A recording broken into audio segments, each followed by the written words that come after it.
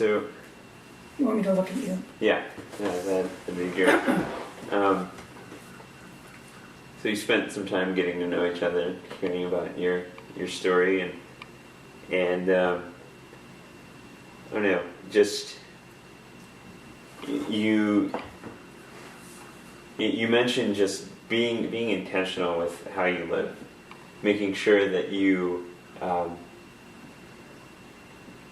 that you go through life having this perspective that your actions do matter, that people are watching, that people are looking at you, and I don't know, just going from there. Like, what advice would you give someone my age? I'm 25.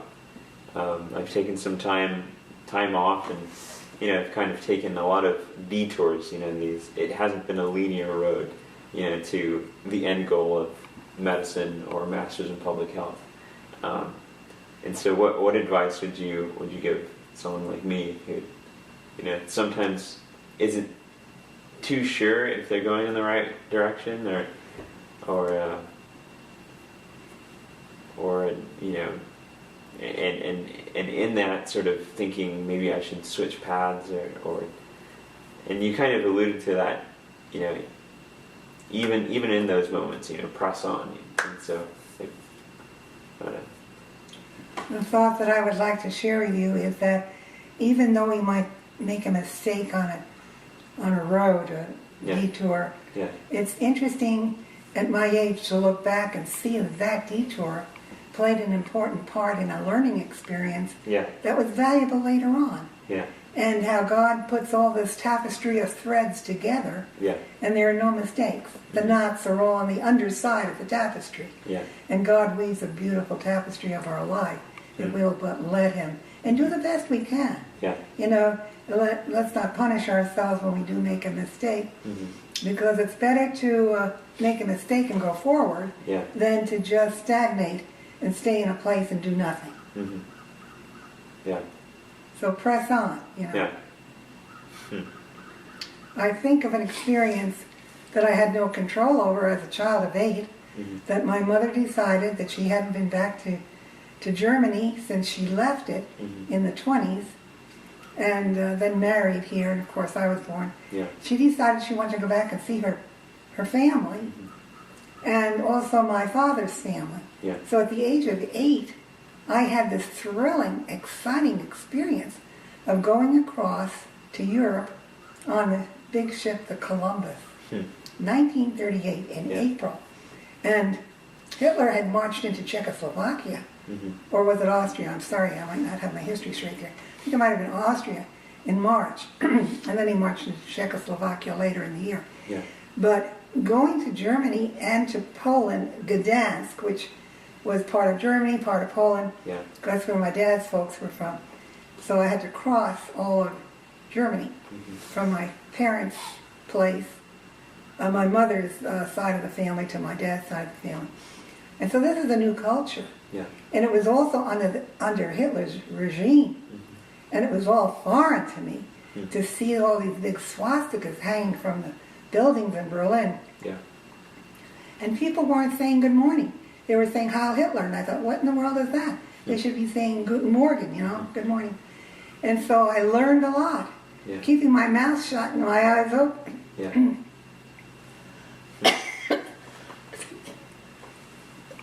Excuse me. So that was my launching off of different cultures and traveling.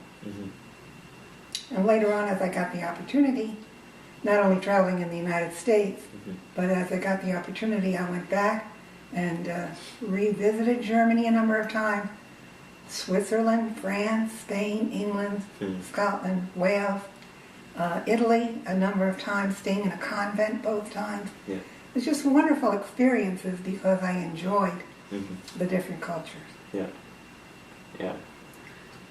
I know there's that word Wanderlust. I remember the first time that I traveled abroad.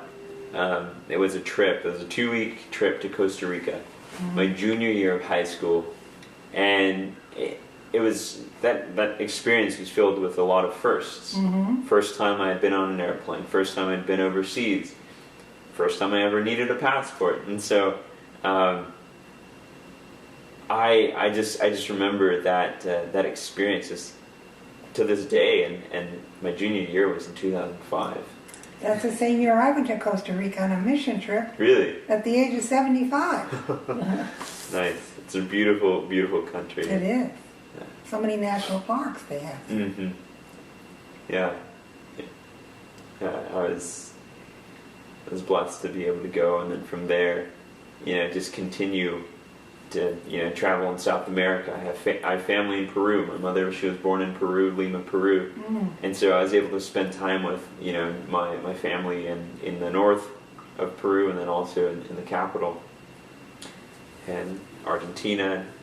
I've gone to Pakistan, to Thailand, to China, and so I've yet to conquer Europe, but that's my next goal. Backpacking through Europe. But so do hosteling. That's an easy way to do it and a cheap way to do it. Yeah. So how has international travel kind of influenced the way that you approach your interaction with people here in the States? Well, it's sort of built on the fact that I was born in New York City. Mm-hmm. And in New York City is a melting pot. Yeah. And I got used to my neighbors. They were Irish, Spanish, Italian. Mm-hmm. Of course, there were German too, and Jewish teachers in public school who were the most educated. And there was just no feelings of I'm better, they're better, whatever. It was just a loving experience. Yeah. And I'm so thankful for having had that. Without the prejudice so many other children might have grown up with. Mm-hmm.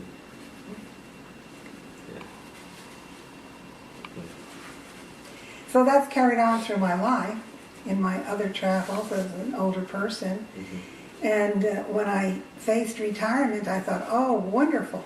Now I can take some audit classes, one a semester, at the university like they offered at Harvard. And I was told about that when our van was parked at Harvard Square doing free blood pressures and giving food and clothing to the homeless. So here was my opportunity, the year 2000. Mm-hmm.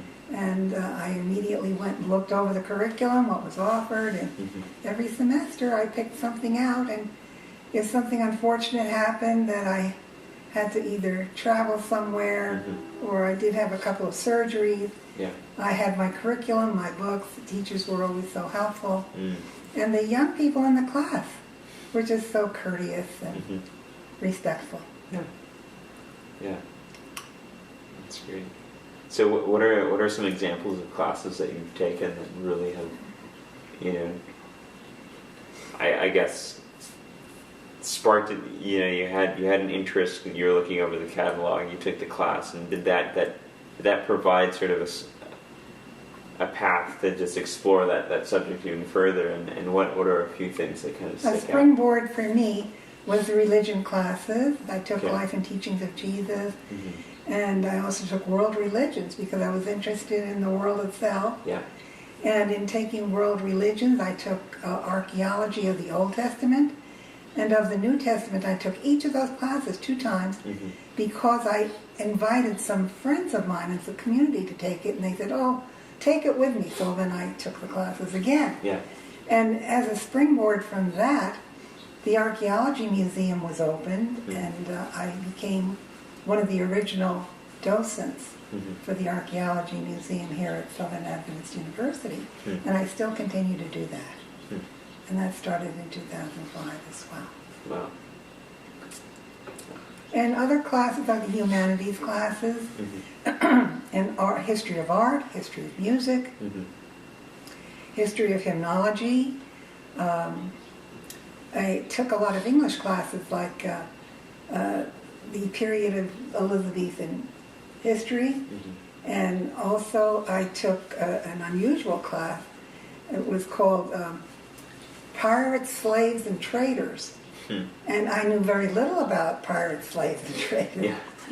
And I really learned a lot about all this slavery that was going on in the Mediterranean, all these countries of North Africa, Spain, Rome, Eastern Mediterranean as well. Mm-hmm.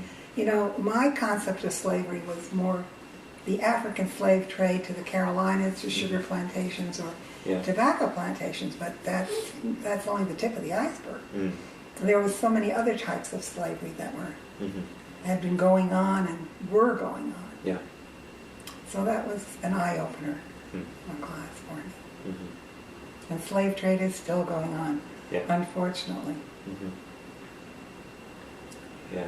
I would recommend people taking advantage of this wonderful opportunity of taking an audit class each semester. You don't have to take the tests. Yeah. You don't have to take the quizzes. Mm-hmm. Unless you want to sit there and just jot them down for your own inventory of what you're recollecting. Yeah. But I just find it very mind expanding and helps my memory as well. And conversationally, it gives you more material for conversing with people. Yeah. Wherever you meet them, whenever you meet them.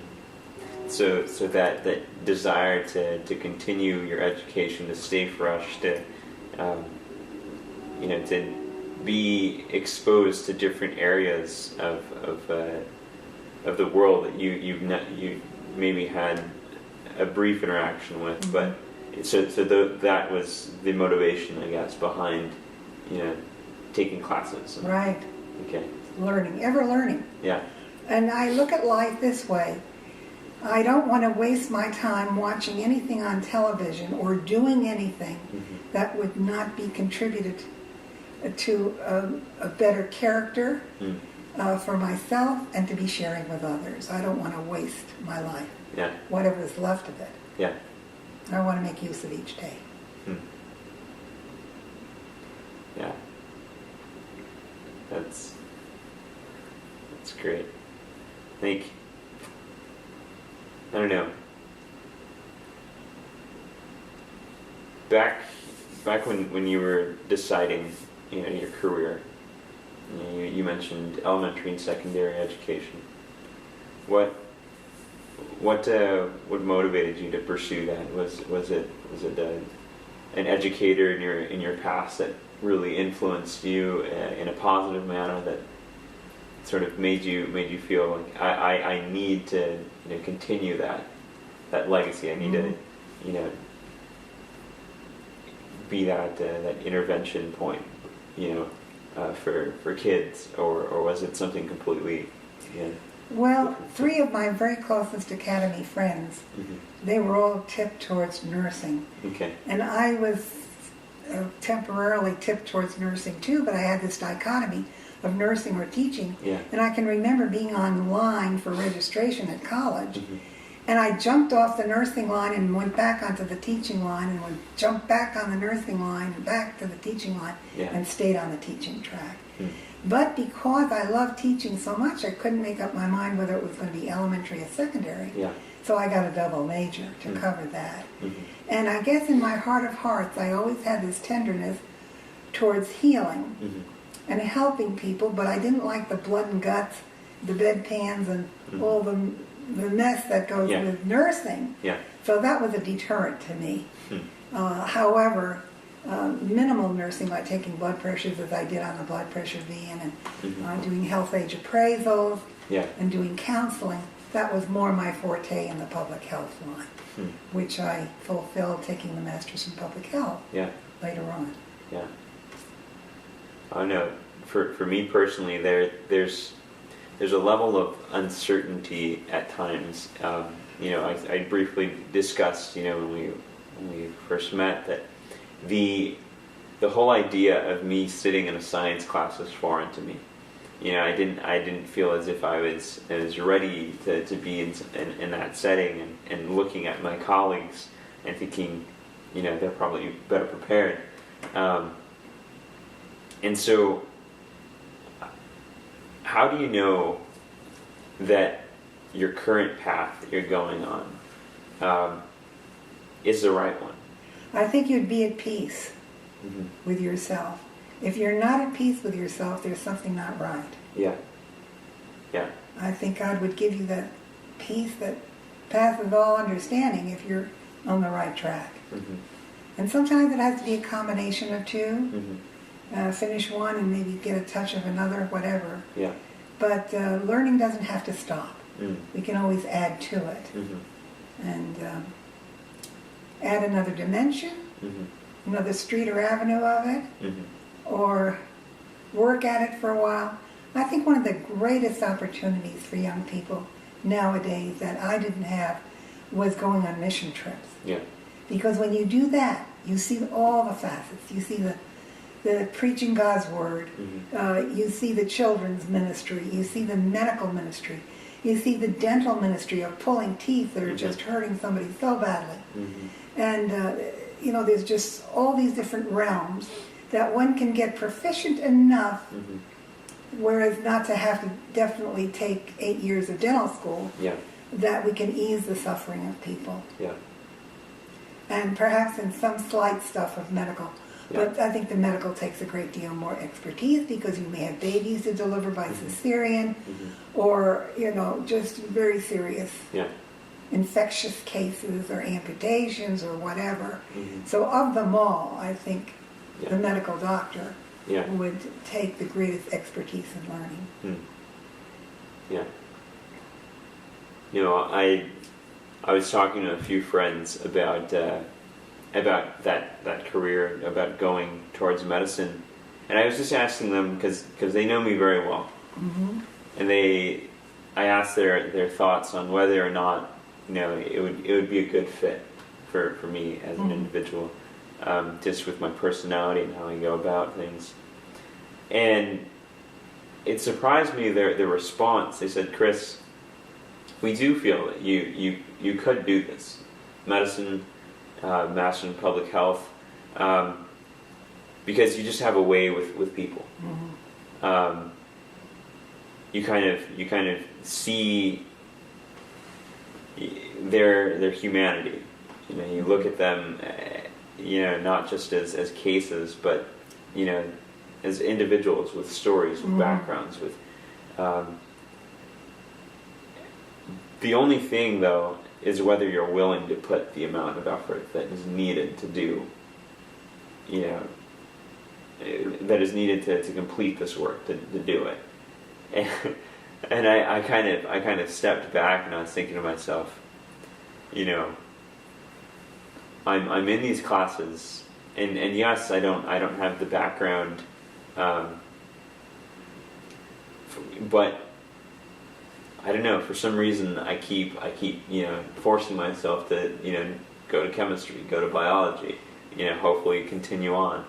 And I don't know what you said right there initially when I asked you what's a sign that you're supposed to be in that on that path. You mentioned something about peace. You would have peace.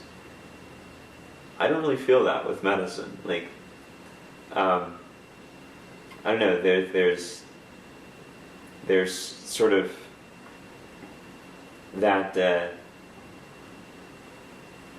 that question in the back of my mind. Am I forcing this? Is this something that is supposed to happen, or am I forcing it? Am I saying, no, it's great that you have a plan for me, God, but this is what I think, is supposed to happen, and it's like I'm sort of going against something that is natural. But I don't know. That's just been the biggest question in my mind recently.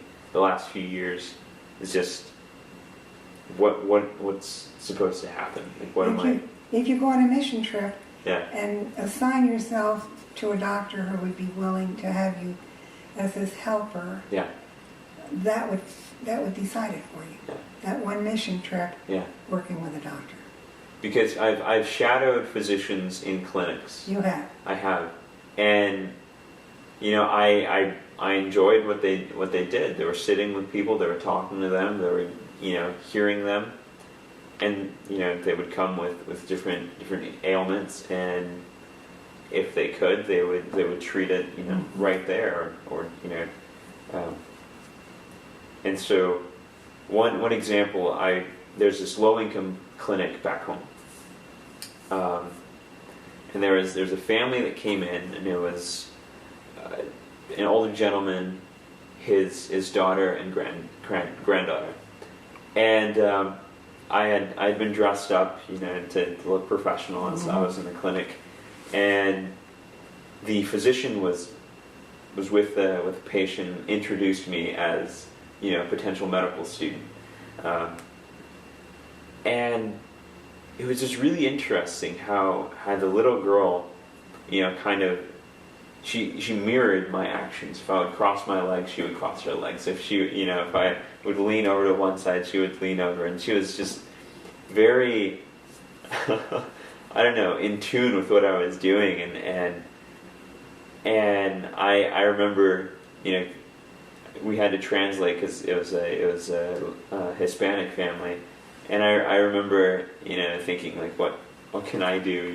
I'm just an observer, And she was role modeling you. Yeah, and I remember I took like a glove or something and I blew it up like a balloon, and I tied it and I gave it to her. But I don't know. There's also that cultural aspect. There aren't a lot of Latin American, physicians, and I'm just thinking like this is a great opportunity to go back into a neighborhood with people like myself, individuals who grew up in a single parent family, who didn't always have the best health care growing up, and giving back to those communities. I've been abroad, but I've also seen things here in the U.S. and I see a need. I have this desire to meet that need with all that I can, and it's just it kind of goes back to something that a professor told me when I was taking history. I had to take a historiography course, and it was going over like theories in history. I had no interest in theories of history, but I needed to get through it to move on to that next course to help me with my research paper. And she was saying there are going to be times in your life where you're going to have to do things that you don't want. You don't want to do. Right. That you don't feel like doing. And so, I don't know, it kind of makes me think, you're talking about peace, being at peace. And then also with what she was saying, there are going to be times where you're going to be in situations that you don't need, that you don't desire to be in them. When I say that you would have peace, that you know that you're in the right place at the right time, okay. Which doesn't mean you don't have challenges, but you know that God is going to bring you through. Yeah. But you know that you're in the right place at the right time. And so it sort of goes along with what you were saying about the doors being open, Right. Even in those uncomfortable situations, press on, and if it's supposed to be, then the next door will open, and if it isn't, like Esther, like Daniel, like Joseph, they were in uncomfortable situations, but they were there. They were the person of the hour that God needed and wanted, and they were willing to be that. And that's what God wants of each one of us, I believe. If we're willing. Do you think oftentimes, individuals like myself, we kind of just get wrapped up in that thought of just like, this is uncomfortable. I don't know if this is what's supposed to be happening, that we kind of lose sight of the now. We lose sight of, enjoying our experience today. Going, meeting each goal one step at a time. And what advice would you give for someone who's kind of always kind of in their thoughts, like maybe this is supposed to happen? No, like I don't know, what advice would you? Well, I think prayer for the Lord to open doors and shut doors. If I'm not being where I should be, I want the Lord to knock me out of that chariot and get me in the right chariot on the right road. I think it's an important thing to be in the right place at the right time. The right message. And God will not forsake us. Mm-hmm. He'll help us through that situation. Yeah. I don't know. I've kind of come to the conclusion that, alone, I can't do it. I cannot do it. Mm-hmm. I need help. Mm-hmm. From. We all do. Yeah. And some don't acknowledge it. Yeah. They're in denial, and they think they can do it all by themselves. That's the thing. Yeah. And I know if it does eventually work out to where I am practicing medicine, where I do have, a role in public health and community, service, I'm gonna be looking at my degree in disbelief, because it's gonna be something that I knew from now, and that it wasn't on my own merits, and so in my own efforts, I should say, and so that's. It's exciting. Here you are, 25 years old, Yeah. and I'm 3 times your age, and I can look back. Yeah. And see how the twists and turns have all been such a blessing. And how God used them to help me in experiences, to give me training, or the ability to do something that I really wasn't trained for. Yeah. But through circumstances, I got the training, life's experiences. Mm-hmm. And so I can look back and see that. Yeah. You're still at the place where you're looking through the portals. Yeah. Wondering how that's all going to come about. Yeah. But it's step by step. Mm. Step by step, and, road juncture by road juncture. Yeah. It kind of reminds me, back home in California, they have the missions. Oh, yes. And all along the way on I think Highway 101, you have these bells. I think every mile or two. And they were they were set as mile markers for the next person coming back, on that road, letting them know that they're going in the right direction. And so you're talking about these life, bells, these life mile markers that you can see looking back, that that at that time you weren't sure, whether you were going in the right path, but looking back and seeing how it all kind of unfolded. Mm-hmm. And so, I don't know, a few of those mile markers along the route in my path.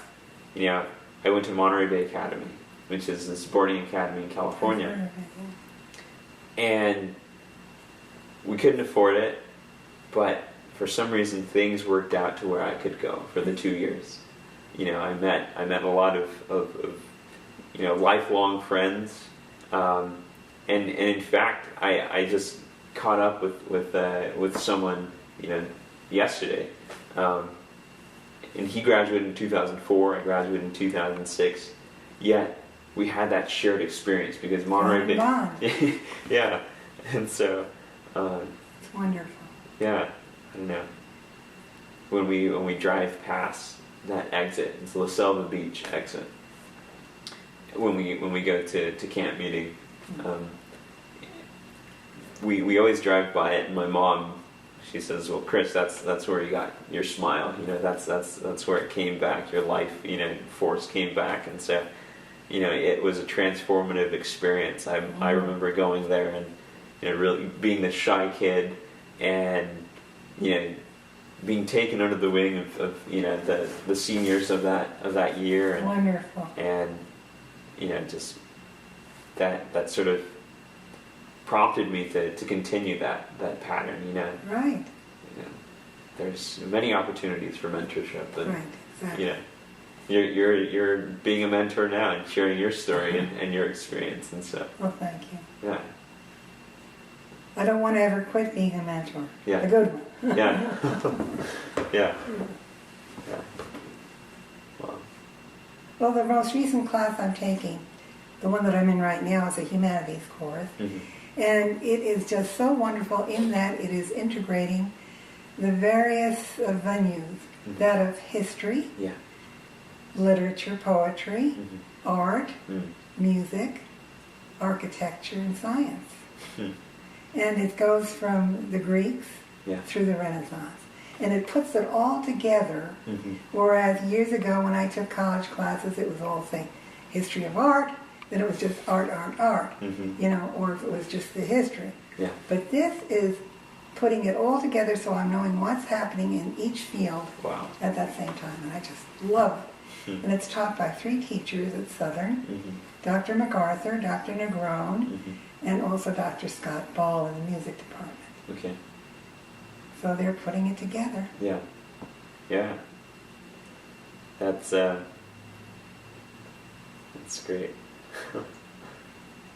What class do you hope to take in the future? Well, I always have to look over what they're offering. Yeah. And sometimes, like I said, I've taken classes more than once, but I'm looking for some that I haven't yet taken. Okay. And it's a nice surprise. I look forward to the fall session. Yeah. Well, thank you so much for sitting down with me and talking with me. It's a privilege. You know, it's most definitely been a great experience for me. Thank you. Yeah, I wish you all the best. And thank you very much, Chris. And I just hope that this interview was a blessing, not only to you, but to others in the future down the path of life. God bless you. Thanks.